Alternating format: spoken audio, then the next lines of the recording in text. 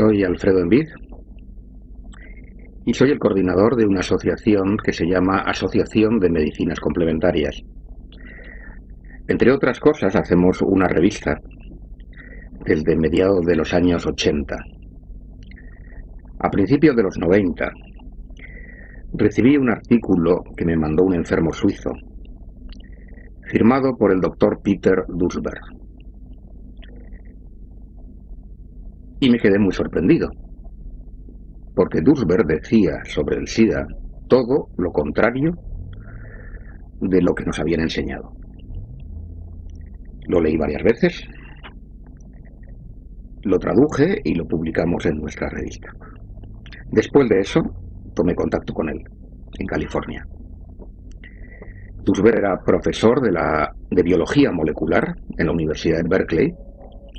Había sido el primero en hacer el mapa genético de un retrovirus y estaba considerado por el doctor Gallo como el mejor retrovirólogo de su generación. Es decir, que no era ningún bocazas. Tenía un currículum impresionante y había sido candidato incluso hasta al premio Nobel. Fue él, entre otras cosas, el que descubrió los genes del cáncer. Tenía una beca que solamente veintitantos científicos tenían en Estados Unidos. Es decir, estaba situado dentro de los veintitantos científicos de élite más importantes de Estados Unidos. Duesberg me explicó que había muchos otros y me dio los contactos. Había un grupo que se llamaba Rethinking AIDS, que se acababa de formar en ese momento, que agrupaba decenas de científicos del más alto nivel de la ciencia oficial, de la ciencia más ortodoxa, que decían que todo lo que se había dicho sobre el SIDA era falso. Así que me lo tomé en serio. No se trataba ya solamente de un artículo, sino que hicimos un monográfico entero de 400 páginas y organizamos un congreso en Barcelona. Ese congreso, que tuvo lugar en el 93, si no me equivoco, vino Duesberg, vino Harvey Bialy, que era entonces el director científico de la revista Biotechnology, una de las más importantes revistas de biotecnología profesional del mundo. Vino Alfred Hassin, que era un hombre ya retirado, inmunólogo, y además con otras dos especialidades médicas, profesor emérito de inmunología y muchos otros. Para mí quedó claro que tenían razón. Además de estos, me sorprendió también mucho que hubiera 3 premios Nobel. Y me sorprendió mucho de que no nos hubiéramos enterado ninguno de que había 3 premios Nobel y decenas de científicos cuestionando la hipótesis oficial. Eso ya de por sí debe invitaros, a los que estáis viendo esto, a poner un punto de interrogación en lo que es el dogma del SIDA. Implica que hay una censura en la ciencia. De hecho, esa censura, muchos de estos científicos la han vivido. Desde que Duesberg empezó a decir esto, por ejemplo, puesto que hemos empezado a hablar de él, y se lo merece, puesto que fue el primero que tuvo el valor de enfrentarse con la ortodoxia, su beca desapareció, sus fondos de investigación desaparecieron. Le quitaron hasta la secretaria. Y sufrió las consecuencias de decir la verdad y de ser honesto. Como anécdota, un colaborador suyo, Stroman, que era otro biólogo molecular muy prestigioso en la Universidad de Berkeley, cuando se jubiló en los años 90, dijo: señores, dijo y lo escribió, Duesberg y todos los que dicen que el virus del SIDA no causa el SIDA tienen razón, pero he esperado a jubilarme para que no me pase lo mismo que a él. Y añadió: muchos de nosotros, refiriéndose al resto de los biólogos de primera línea, pensamos lo mismo. Muchos lo piensan, pero no lo van a decir. Por lo menos hasta que se jubilen. Así que esperamos que a medida que se vayan jubilando, tengamos una epidemia de disidentes.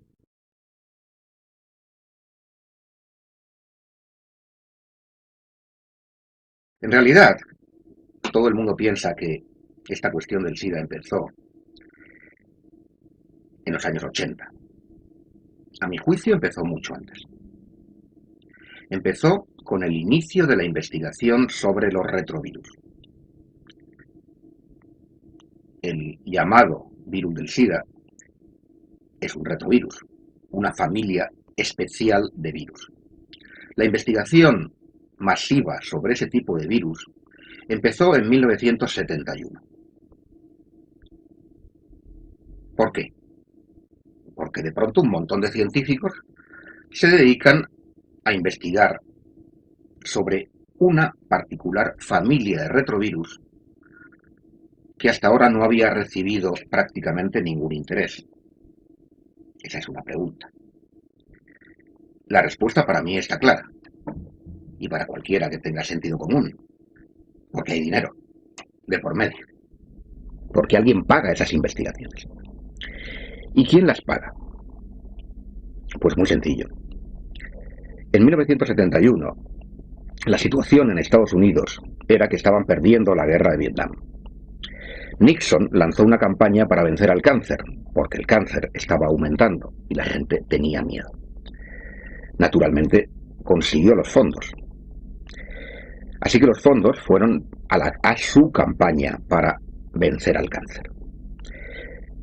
Bueno, hasta aquí todo parece muy bien. Pero cuando se ve la letra pequeña, resulta que todo el dinero iba a ir para demostrar que un retrovirus causaba el cáncer. Es decir, para culpar a los virus o a alguna familia de virus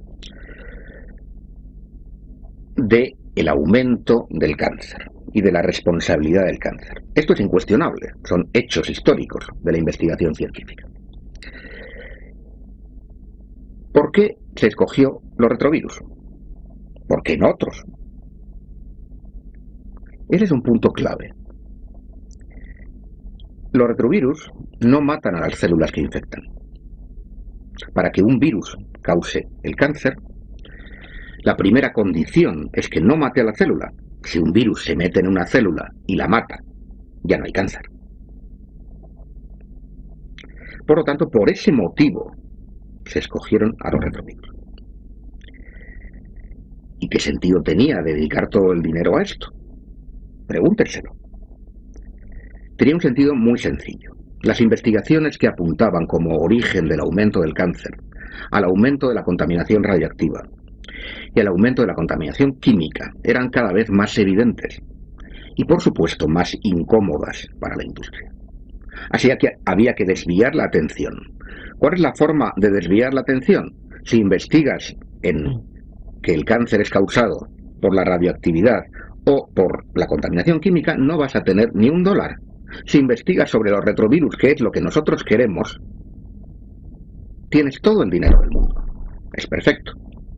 Desgraciadamente la ciencia funciona así, desde hace ya muchos años.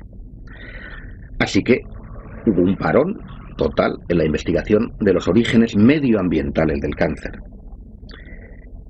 Y decenas y centenares de científicos se dedicaron a gastarse el dinero, ese maná financiero que se les daba, para demostrar que el cáncer era causado por un virus. Estábamos en 1971, llegamos a 1980 y empiezan a aparecer en los años 80 los primeros casos que se etiquetan de SIDA.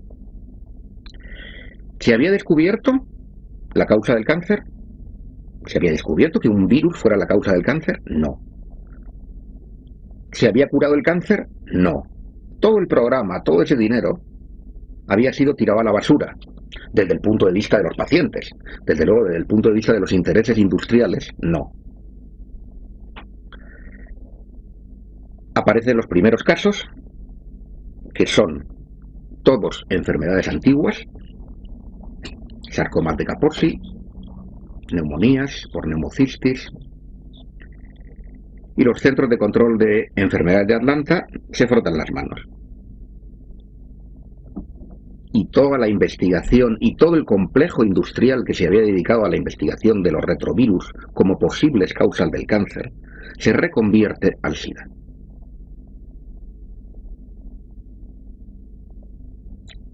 He dicho los centros de control de enfermedades de Atlanta. Probablemente mucha gente no sabe qué son los centros de control de enfermedades de Atlanta.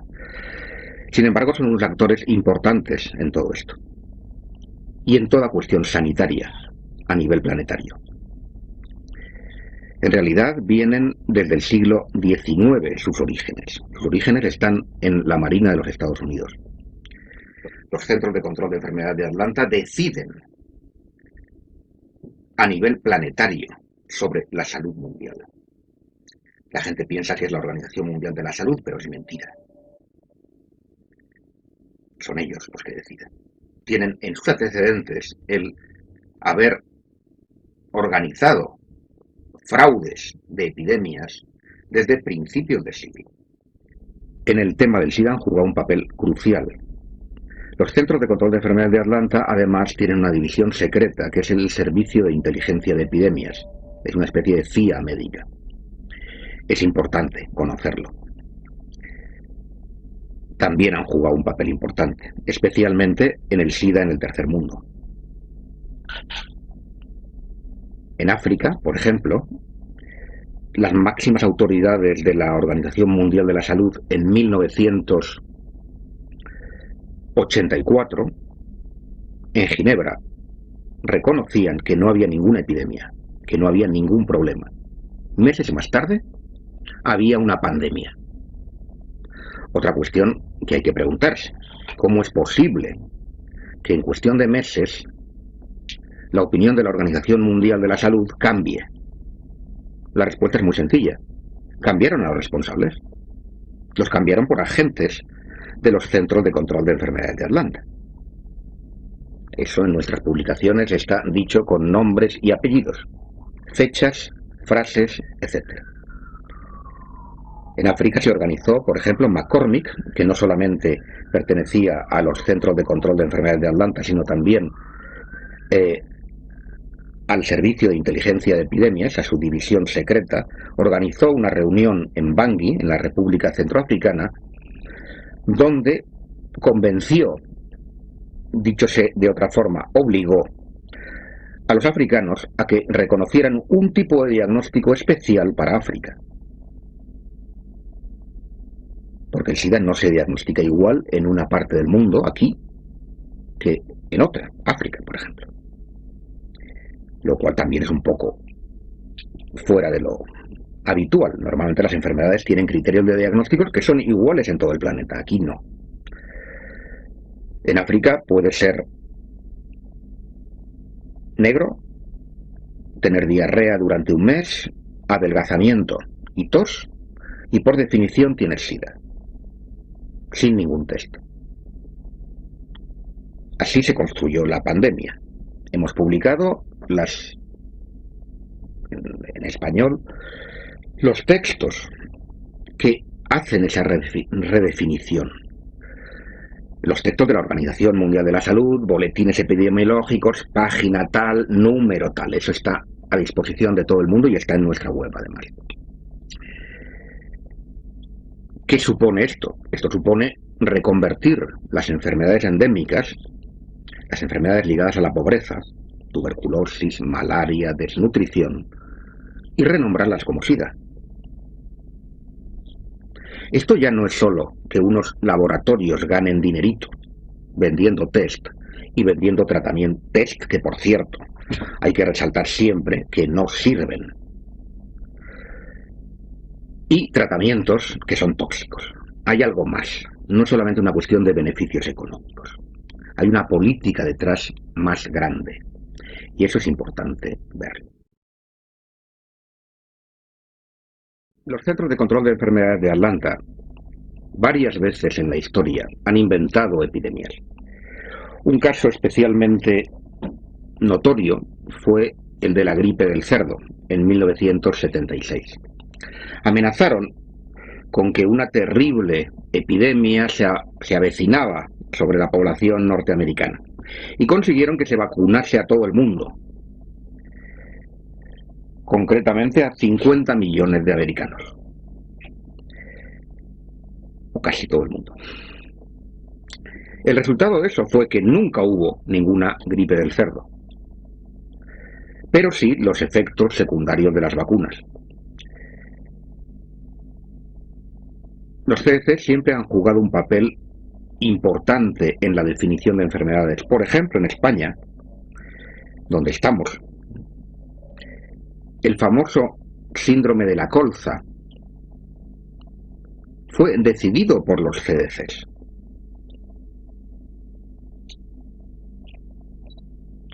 En realidad no era el aceite, era un pesticida de la multinacional Bayer, el que había provocado la catástrofe, con miles de muertos y decenas de miles de enfermos crónicos de por vida.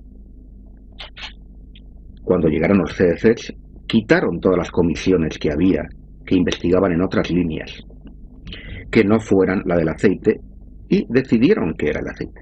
Y con eso nos quedamos. Es un ejemplo nacional, local, que da idea de la extensión del poder que tienen.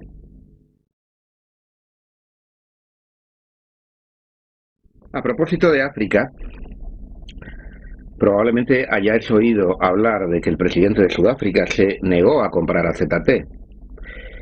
Lo que tal vez no sepáis es quién intentó vendérselo.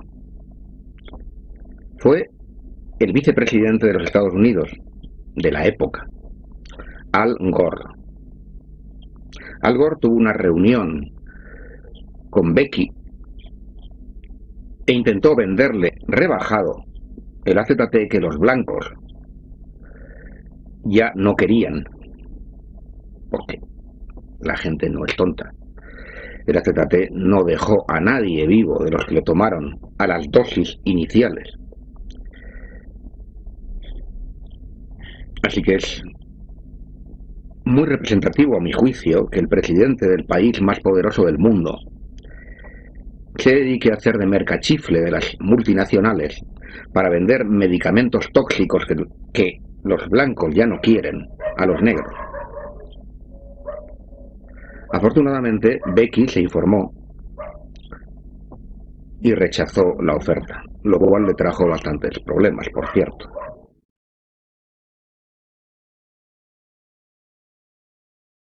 SIDA quiere decir síndrome de inmunodeficiencia adquirido. Eso es lo que quiere decir SIDA. ¿Por qué puede ser adquirido? Pues mirad, antes de que se le atribuyera un virus, se sabía que había un síndrome de inmunodeficiencia nutricional adquirido. Era el SINA, que padecían los países pobres por no tomar suficientes proteínas. Si no tomas suficientes proteínas, si además tienes infecciones constantes, entre otras cosas porque no tienes acceso al agua limpia, tienes un síndrome de inmunodeficiencia adquirido.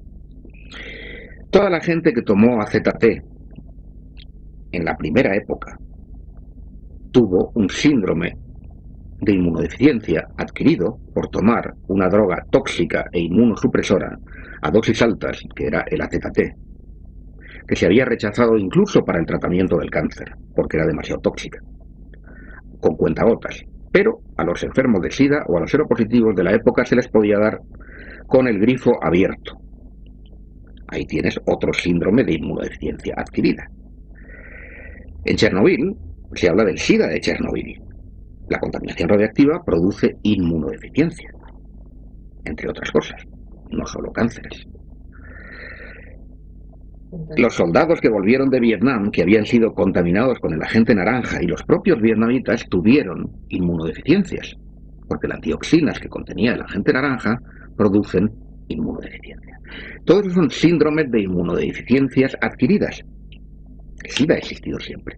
Los heroinómanos, los cocainómanos, que toman drogas duras, y no solo inyectadas, sino también inhaladas, tienen y han tenido siempre síndromes de inmunodeficiencia.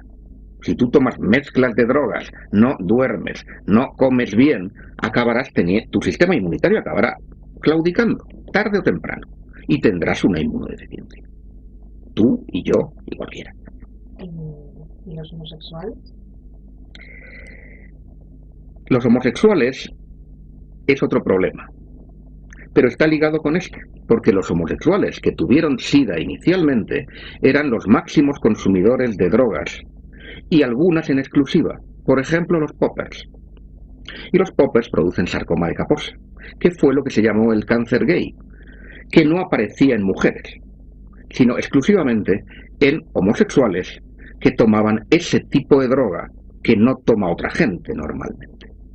Tienes una buena prueba que de hecho no pasó desapercibido a los científicos con sentido común, y muchos inmediatamente se dieron cuenta de la relación que había entre los poppers y la epidemia de sarcoma de Kaposi que estaba habiendo. Pero les dijeron que por ahí no. La hipótesis de las drogas se bloqueó totalmente. En resumen, tú estás preguntando por qué unos, por qué otros. En África está claro. Es una forma de redefinir las enfermedades de la pobreza, que producen inmunodeficiencia, evidentemente. África es cada vez más pobre. Es expoliada de sus recursos, como sabemos,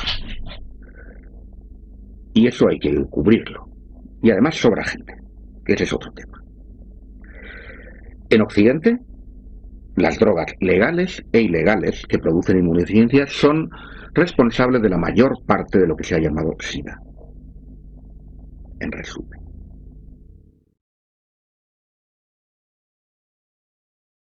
La medicación ha ido evolucionando. Los primeros medicamentos, el primer medicamento fue el AZT. El AZT era quimioterapia para el cáncer y así lo sacó el laboratorio Burroughs Wellcome, 30 años de que empezara a usarse para el SIDA. Entonces se consideró, no se le dio la autorización porque era súper tóxico. Cualquier quimioterapia para el cáncer todo el mundo sabe que es tóxica. El sistema inmunitario se va a la porra, los glóbulos rojos se van a la porra y tienes anemia, la mucosa intestinal se destruye, etcétera, etcétera. Pero este era todavía más, así que no se aceptó. Ni siquiera como se da la quimioterapia no se da en continuo, se da a dosis fraccionadas, se hacen análisis antes de cada ciclo. Aquí no, aquí se dio, usted tómelo ya de por vida, a dosis muy altas. Y como digo, no quedó nadie, se cargaron a todo el mundo. La medicación que se da ahora, los antirretrovirales de ese tipo y el AZT incluso se sigue dando, pero a dosis mucho más pequeñas. Se mezclan con otros medicamentos. Pero de cualquier modo, el problema no es el tratamiento. El problema es el diagnóstico. Los primeros test que se hicieron fueron el test ELISA.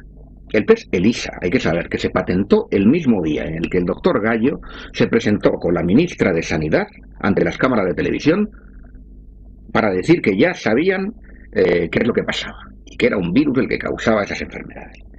Ese mismo día descaradamente se patentó el test. El test son royalties, el dinero. El test ELISA da más de un 80% de falsos positivos. Y no lo digo yo, lo dice el New England Journal of Medicine, que es la revista más prestigiosa de medicina occidental, en un estudio hecho sobre aspirantes a la Marina de los Estados Unidos, sobre decenas de miles. Entonces decimos, bueno, habría que plantearse cómo es que seguimos pagando de nuestros bolsillos un test que da más del 80% de falsos positivos. Respuesta de los oficiales, pues porque luego, ya lo sabemos, pero luego lo confirmamos con otro, que es el Western Blot, que ese es 100% fiable. Eso es lo que os dirá Nájera, el doctor Nájera, en España, por ejemplo, lo ha dicho. Pregunta siguiente. Doctor, entonces, ¿por qué en Inglaterra está prohibido? Por no ser fiable. Los test de anticuerpos dan positivo en más de 70 circunstancias que sepamos, documentadas en la literatura científica, que van desde el haber tenido muchos embarazos hasta haber tenido hepatitis, enfermedades reumáticas como la artritis, por ejemplo, o el haber sido vacunado. Luego vinieron los test de virus. En realidad los test de virus se hicieron desde el principio, los test convencionales de virus. Pero no se hacían sistemáticamente. ¿Por qué? Porque no se hacían test de virus igual que se hacen para la hepatitis o para otras cosas. Pues muy sencillo, porque muchas veces daban negativos, aunque la gente se estuviera muriendo. Entonces, que te estuvieras muriendo de SIDA o en estados terminales y que no tuvieras el virus era un pequeño problema. Así que dejaron de hacerlos. Incluso renombraron los casos.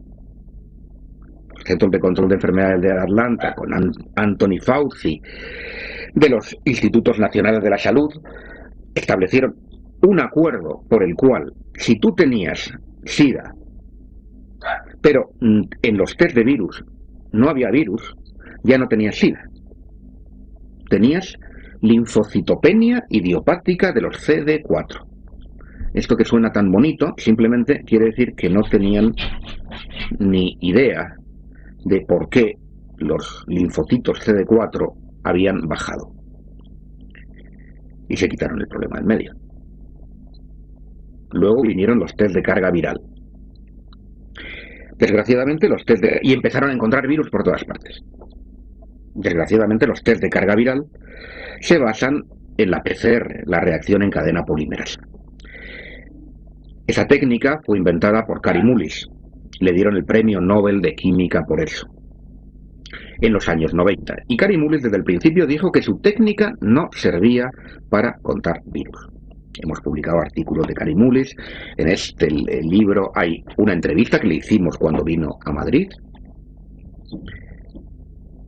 Y entonces, bueno, se plantea la cuestión.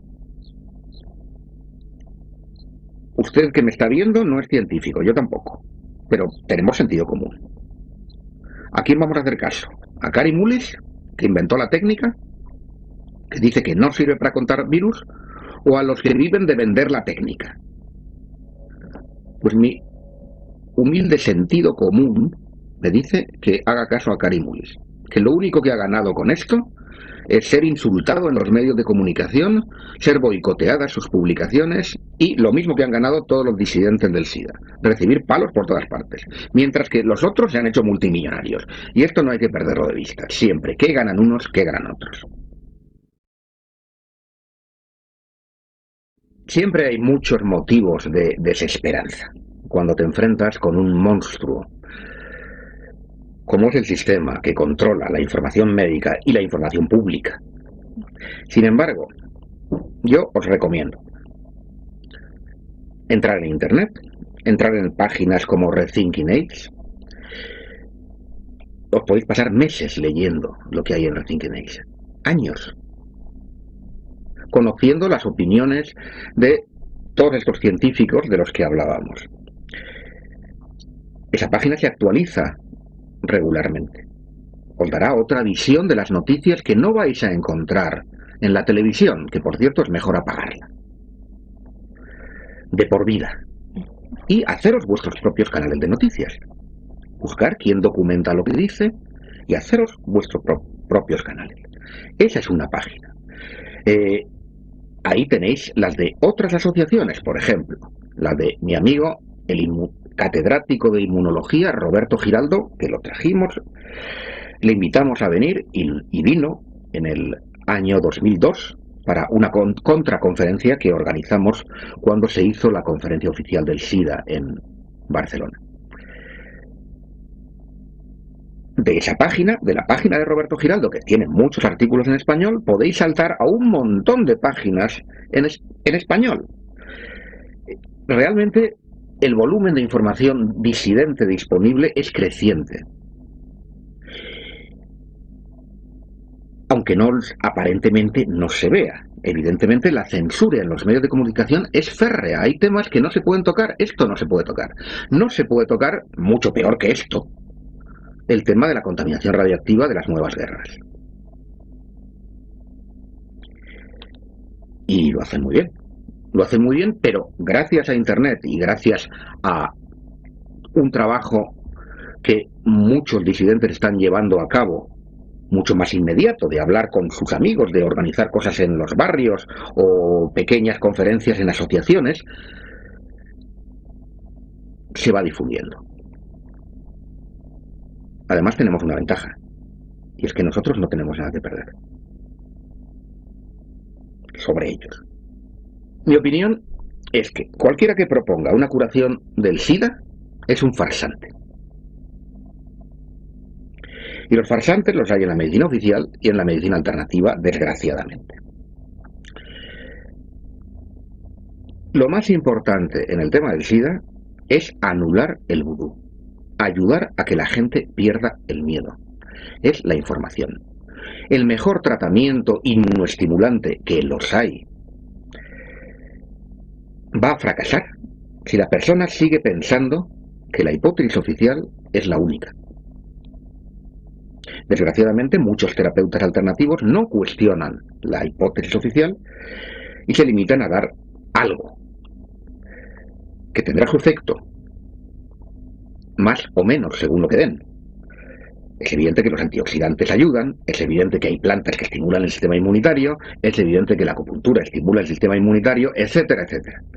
Las alternativas son múltiples y simplemente la relajación estimula el sistema inmunitario. Pero si no tienen el valor de hacer lo que deben hacer, desde mi punto de vista, van a fracasar. Lo que tienen que hacer es ayudar a que la persona tenga otra información. Eso me parece el punto fundamental de cualquier terapéutica. Mi opinión es que ni siquiera hay que analizar el motivo. Lo hacemos habitualmente, de por qué una persona da seropositivo, porque cuando decimos que hay 70 circunstancias conocidas, publicadas, una lista famosa con referencias bibliográficas, la mayor parte de ellas no todas, de la literatura más oficial, eso no quiere decir que sean todas las situaciones. Hombre, yo siempre pregunto, por ejemplo, si has tenido una hepatitis, si has tenido alguna enfermedad autoinmune, etcétera. Pero esa lista no es todo.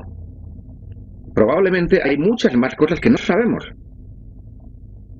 Eso no es lo importante. Lo importante no es por qué han dado seropositivo, sino que te des cuenta de que ser seropositivo no tiene nada que ver con que estés infectado con un virus asesino.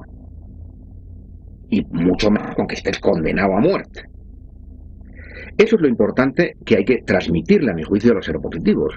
Y que, de nuevo, es lo mismo que a los otros. Es la información. Y que ellos mismos se hagan su opinión. Yo siempre les digo, no me hagas caso a mí, ni hagas caso al médico oficial. Hazte tu propia opinión. Hay que anular el vudú. El vudú produce miedo. Está demostrado que los linfocitos T caen en picado con el simple anuncio de la seropositividad. El simple anuncio de la seropositividad ya hace que tu sistema inmunitario baje. Y de hecho, hay trabajos de Anthony Fauci de los años 70, de los que no se habla nunca, donde se demostraba que un estrés hacía descender los linfocitos T4 concretamente, que no son el sistema inmunitario, esa es otra cuestión. No os centréis en las cifras de T4. Los T4 en inglés se llaman helpers, ayudantes, por algo. No son los directores de orquesta como lo plantean panfletos oficiales financiados con el dinero de los bancos. En resumen, la información de nuevo. Anular el miedo. Ese es el tratamiento fundamental. Yo hay mucha gente que es seropositiva que no la trato. Le enseño a relajarse, le doy otra información y me pongo a su disposición para aclararle las dudas que pueda aclararle. Cuando organizamos la contraconferencia a la conferencia oficial de Barcelona en el 2002, conseguí la lista de las asociaciones que sponsorizaban la conferencia. Esto es importante, porque quien paga tiene algún interés en la conferencia oficial. Nos encontramos los habituales laboratorios farmacéuticos, muchos de ellos ligados a la industria del SIDA. Pero también nos encontramos otras instituciones que tal vez no conozcáis.